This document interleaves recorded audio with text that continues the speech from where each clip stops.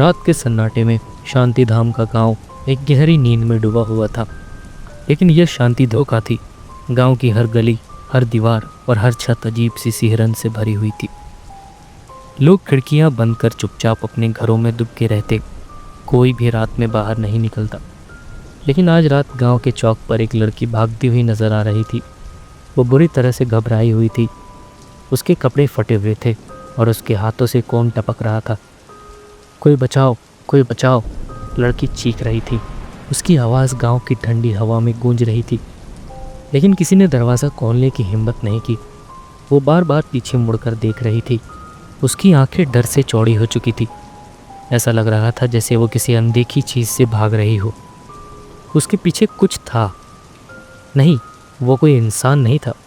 अंधेरे में केवल उसकी परछाई दिखाई दे रही थी। लेकिन परछाई असामान्य थी। ये किसी इंसान की परछाई से बड़ी और भयानक थी। लड़की चौक पर रुकी, लेकिन उसकी चीख अचानक बंद हो गई। कुछ क्षण बाद हवा में उसकी चीख की गूंज ठहर गई। अगली सुबह चौक पर उसकी लाश मिली।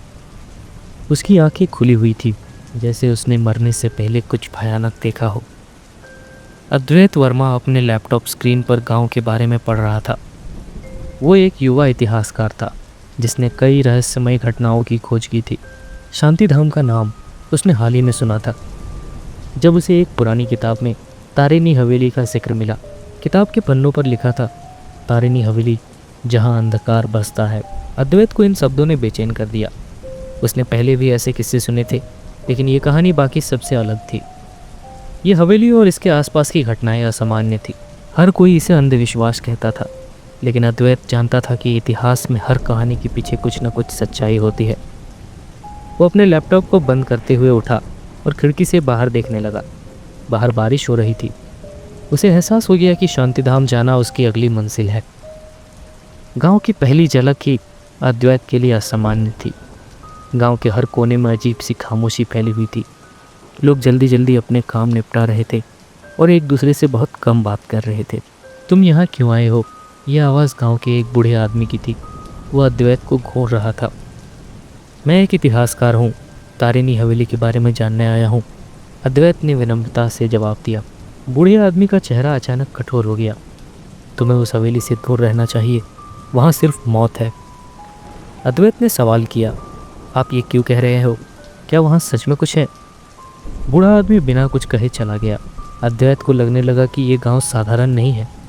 अद्वैत ने गांव में एक छोटा सा कमरा किराए पर लिया और अगले ही दिन तारिनी हवेली की ओर चल पड़ा। हवेली गांव के किनारे स्थित थी। वहां तक जाने का रास्ता एक घने जंगल से होकर गुजरता था। जब अद्वैत हवेली के पास पहुंचा तो उसने देखा कि हवेली कितनी विशाल और डरावनी थी। दीवारें काली हो चुकी थी, जैसे कई वर्षों से उसकी मरम्मत नहीं हुई है। खिड़कियां टूटी हुई थी और उनमें से हवा की तेज आवाज़ें आ रही थी। तो ये है तारिनी हवेली, अद्वैत ने खुद से कहा। हवेली के गेट पर एक पुराना ताला लटका हुआ था, लेकिन ताले पर ताज़ा खून के धब्बे थे।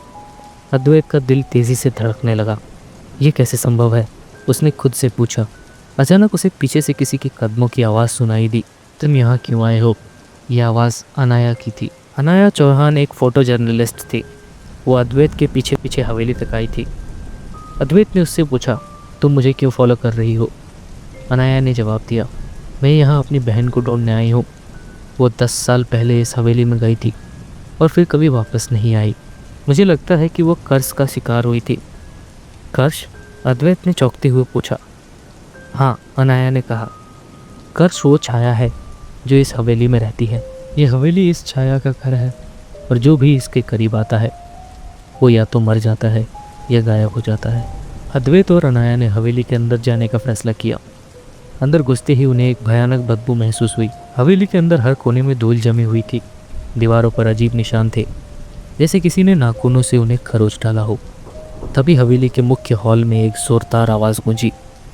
ये क्या था? अनाया घबरा कर पीछे हटी। अद्वैत ने कहा, शांत रहो, हमें पता लगाना होगा। दोनों ने देखा कि एक पुरानी तस्वीर दीवार से गिर गई थी। तस्वीर में एक आदमी और औरत खड़े थे। उनकी आंखें काली थी। तभी हवेली में कोने से एक परछाई तेज़ी से उनकी ओर बढ़ी। दोनों ने दौड़कर दरवाज़ा खोलने की कोशिश की, लेकिन दरवाज़ा बंद हो चुका था। परछाई उनके करीब आ रही थी। अद्वैत ने चिल्लाते हुए कहा, हमें यहाँ से निकलना होगा। परछाई ने अचानक अपना आकार बदल लिया और वो एक भयानक चीख के साथ उन पर झपटी। तारिनी हवेली के अंदर परछाई का आतंक छा चुका था। अद्वैत और अनाया एक कोने में छुपने की कोशिश कर रहे थे। परछाई की मौजूदगी से हवेली की हवा ठंडी और भारी हो गई थी। अद्वैत ने फुसफुसाते हुए कहा, हमें यहाँ से निकलने का कोई रास्ता ढूंढना होगा। अनाया के चेहरे पर डर के बावजूद उसकी आवाज़ में दृढ़ता थी। तुम्हें लगता है ये छाया हमें जाने देगी? परछाई के तेज़ कदमों की आवाज़ उनके करीब आ रही थी। अद्वैत ने इशारे से अनाया को एक टूटी हुई अलमारी के पीछे छिपने को कहा। दोनों धीरे धीरे वहाँ घुस गए। परछाई रुक गई।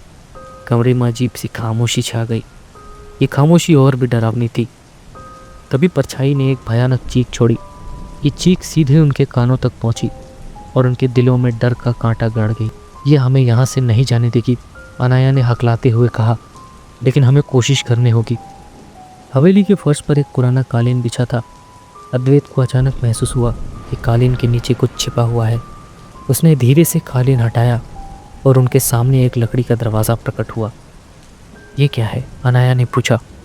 शायद ये हमें बचने का रास्ता दिखा सके, अद्वैत ने दरवाज़ा खोलते हुए कहा। दरवाज़ा खुला तो उसके नीचे एक सीढ़ी दिखी। सीढ़ियाँ गहरी और अंधेरी थी। दोनों ने बिना वक्त गवाए उस सुरंग में कदम रखा। सुरंग ठंडी और सर्द थी। दीवारों पर अजीब सी आकृतियाँ उकेरी हुई थी, जिन्हें देखकर अनाया काँप गई। यहाँ की दीवारें, ये निशान, ये तो वही है जो मेरी बहनों की डायरी में थी। अनाया ने हैरान होकर कहा। तुम्हारी बहन यहाँ आई थी? अद्वैत ने पूछा। हाँ, और यहीं से गायब हुई थी वो। मुझे यकीन है कर्स ने उसे नहीं छोड़ा। सुरंग के अंत में एक बड़ा सा दरवाज़ा था। दरवाजे पर खून से लिखा हुआ था, जो यहाँ आएगा वो अंधकार को गले लगाएगा। ये क्या मतलब हो सकता है? अद्वैत ने दरवाजे को छूते हुए कहा। शायद यही कर्स का रहस्य है, अनाया ने जवाब दिया। उन्होंने दरवाज़ा खोला और उनके सामने एक विशाल कमरा था। कमरे के बीचों बीच एक पत्थर की वेदी थी। उस वेदी पर एक काली मूर्त रखी थी। मूर्त के चारों ओर कुछ जलती हुई मोमबत्तियाँ थीं। कमरे के अंदर जाते ही हवा और भी ठंडी हो गई। मूर्त के पास जाते ही अनाया को एक अजीब सी सिहरन महसूस हुई।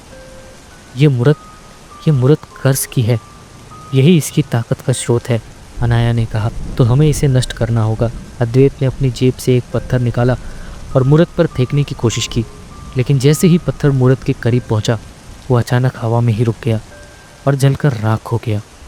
यह आसान नहीं होगा, अद्वैत ने चिंतित स्वर में कहा। हमें इस मूर्त का रहस्य समझना होगा, तभी हम इसे नष्ट कर पाएंगे। तभी कमरे में चारों ओर तेज़ हवाएं चलने लगी। मोमबत्तियाँ बुझ गई और कमरा अंधेरे में डूब गया। ये क्या हो रहा है? अनाया ने घबराते हुए पूछा। कर्स जाग गया है, अद्वैत ने कहा। अचानक कमरे की दीवारों से परछाइयाँ निकलने लगी। वो दोनों की ओर बढ़ रही थी।